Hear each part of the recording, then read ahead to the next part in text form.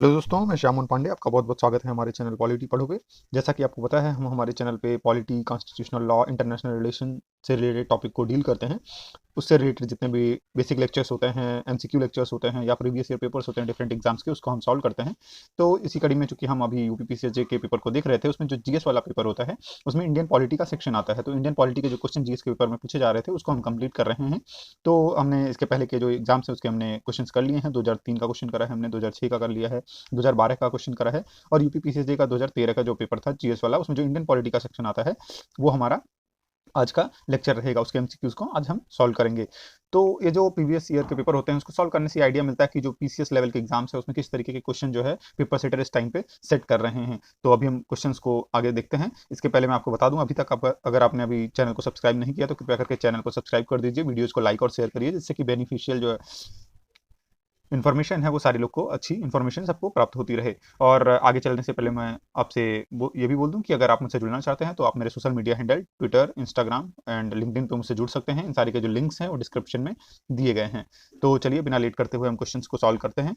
तो पहला क्वेश्चन पूछा गया था उसके उस पेपर में, the Rajya Sabha can detain the ordinary bill for a maximum period of. तो पूछ रहा है कि जो राज्यसभा होती है उसको ऑर्डिनरी बिल को डिटेन करने का जो है मैक्सिमम पीरियड, कितने टाइम तक वो ऑर्डिनरी बिल को डिटेन कर सकती है। तो इस तरीके के जब भी क्वेश्चन आए तो आप बहुत ध्यान से करिए, क्योंकि इसमें आपको थोड़ा सा कंफ्यूजन किया जा सकता है। जैसे यहाँ पे आपको 14 दिन का भी ऑप्शन और पहले नंबर पे ही दिए रखा है। अगर आप जल्दीबाजी में करेंगे तो हो सकता है लगा देंगे 14 नंबर पे, क्योंकि जो रिटेन करने का मैक्सिमम पीरियड आता है कहीं कहीं मोस्टली दिमाग में हमारे 14 दिन ही रहता है।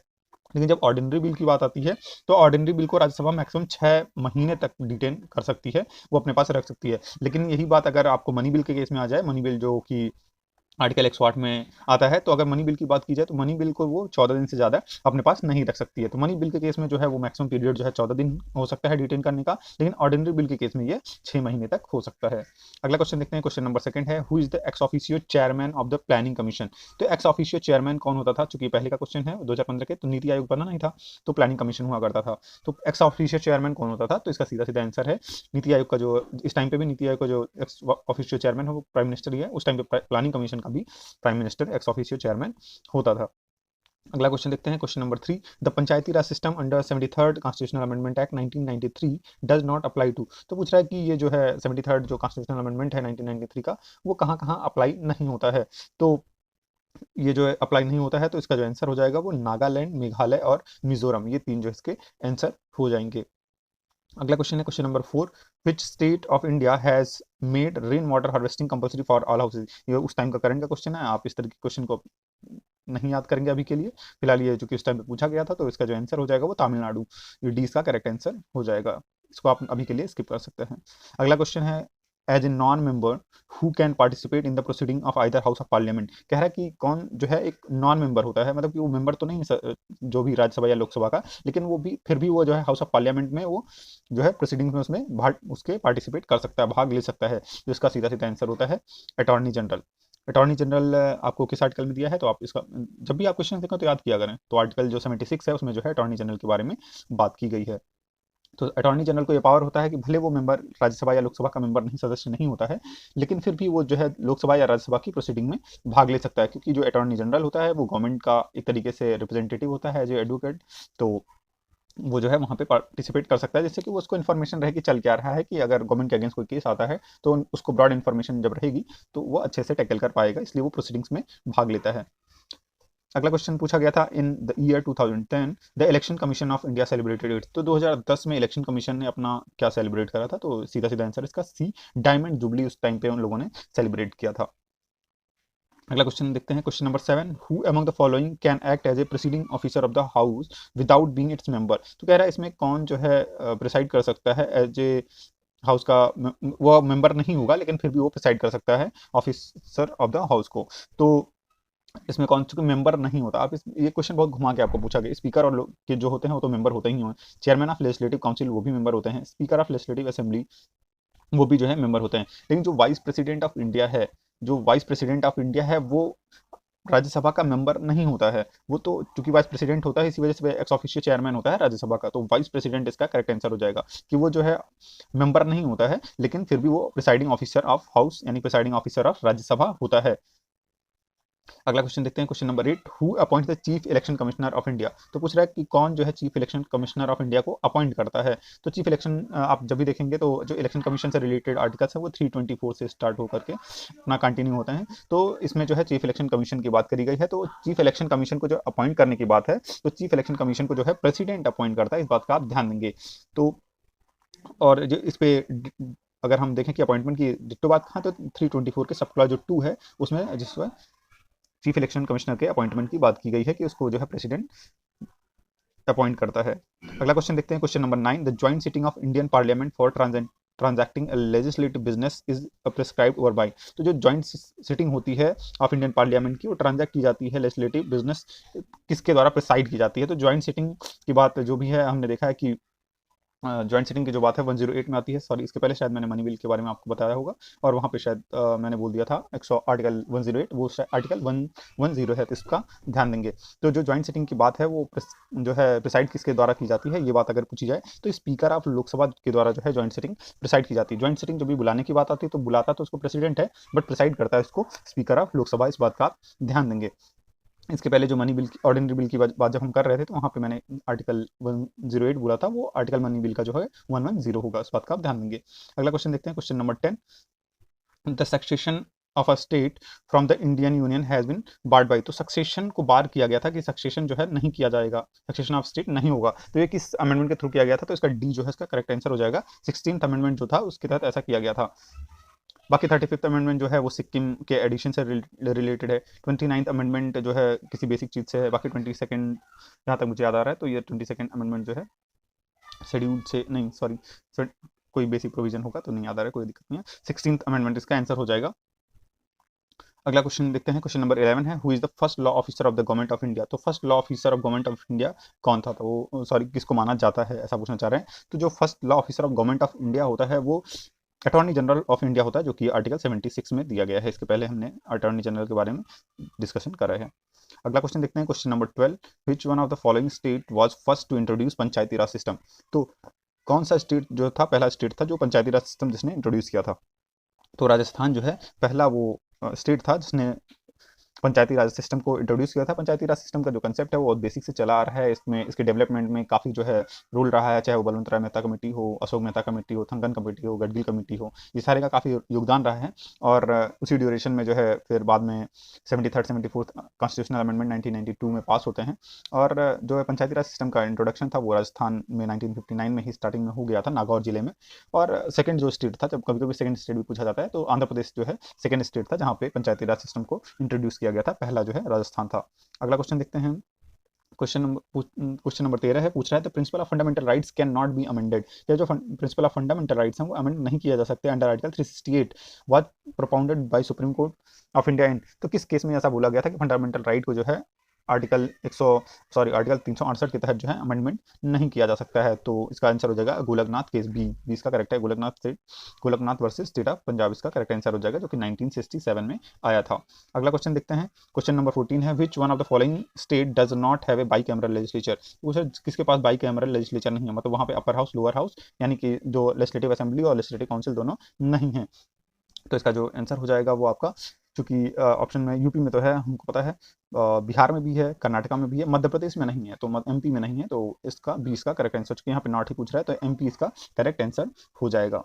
अगला क्वेश्चन देखते हैं, question number 15, who preside over the Lok Sabha in the absence of speaker and deputy speaker. पूछ रहा है कि कौन प्रिसाइड करेगा लोकसभा में, अगर लोकसभा चल रही है कौन प्रिसाइड करेगा, अगर स्पीकर और डिप्टी स्पीकर दोनों नहीं है तो अगर डिप्टी स्पीकर और स्पीकर नहीं है तो वहाँ पे सीनियर मोस्ट मेंबर जो होता है ऑफ हाउस वो प्रिसाइड करेगा। वैसे तो पैनल होता है 10 मेंबर का, तो वो उसमें से 10 मेंबर का पैनल होगा, उसमें से सीनियर मेंबर जो है प्रिसाइड करेगा। लेकिन सी ऑप्शन इसलिए नहीं हो चुका क्योंकि यहाँ पे 6 मेंबर लिखा हुआ है, वहाँ पे 10 मेंबर्स की बात की गई है, तो यहाँ पे जो है ये ऑप्शन गलत हो जाएगा। तो यहाँ पे जो करेक्ट आंसर हो जाएगा वो senior most member of the house होगा। अगर स्पीकर नहीं है, डिप्टी स्पीकर नहीं है, तो लोकसभा को जो प्रिसाइड करेगा वो सीनियर मोस्ट मेंबर होगा, वो प्रिसाइड करेगा। अगला क्वेश्चन देखते हैं, question number 16, the finance commission as laid down in article 280 of constitution is constituted by, तो पूछ रहे जो फाइनेंस कमीशन होता है उसको कौन कॉन्स्टिट्यूट करता है। तो फाइनेंस कमीशन को जो है कॉन्स्टिट्यूट करने की बात जब भी पूछी जाए तो फाइनेंस कमीशन को जो कॉन्स्टिट्यूट करता है वो प्रेसिडेंट ऑफ इंडिया करता है। फाइनेंस कमीशन की जो बात है वो आर्टिकल 280 में की गई है। और इस टाइम जो फर्स्ट फाइनेंस कमीशन था उसके जो चेयरमैन थे वो एनसी नियोगी जी थे, इस बात का आप ध्यान देंगे। बाकी इस टाइम पे जो है अभी फाइनेंस कमीशन चल रहा है वो 15th फाइनेंस कमीशन चल रहा है, 15वां। और इसके जो चेयरमैन हैं वो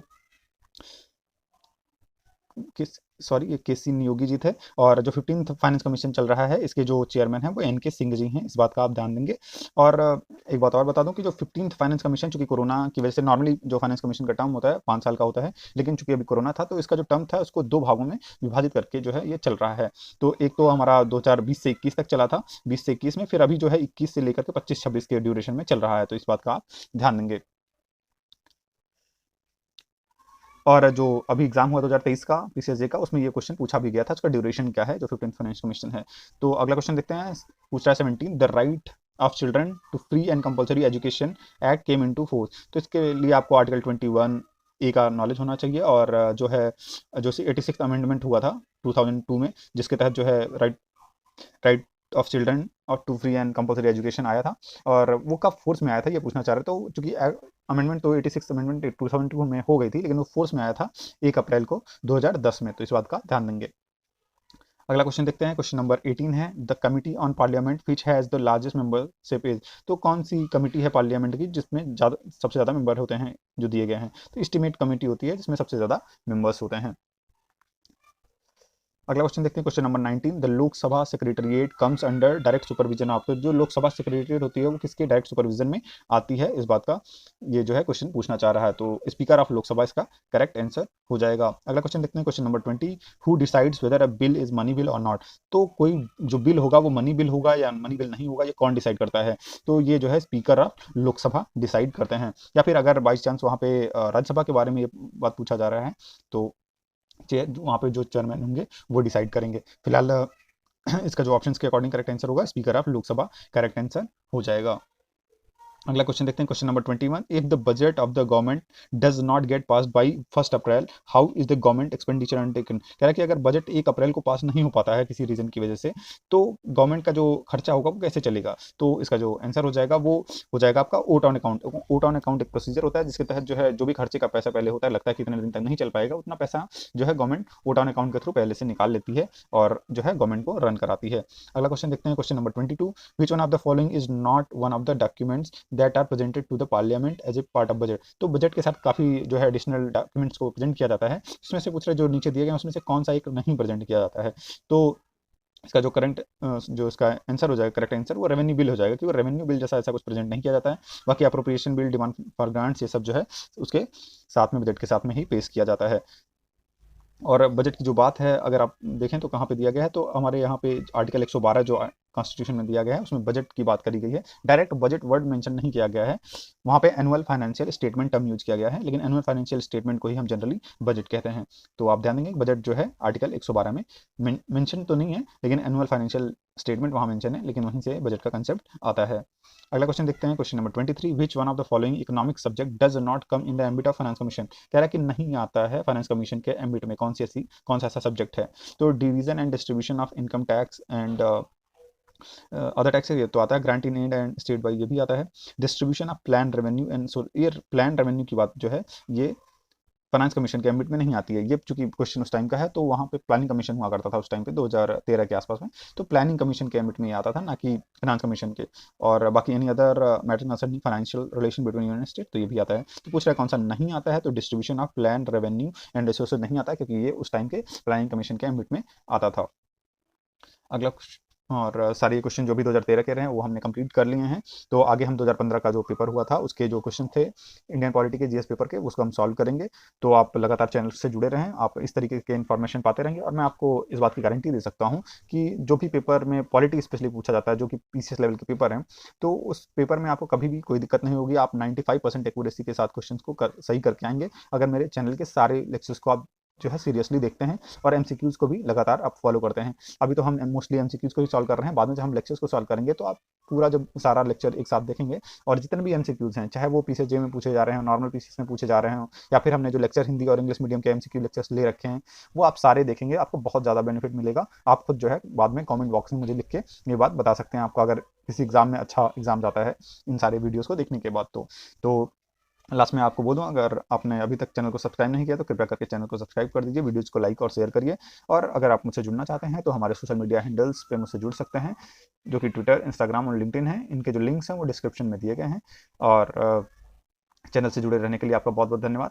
thank you so much. Please like, share the videos and subscribe my channel polity पढ़ो। Have a nice day.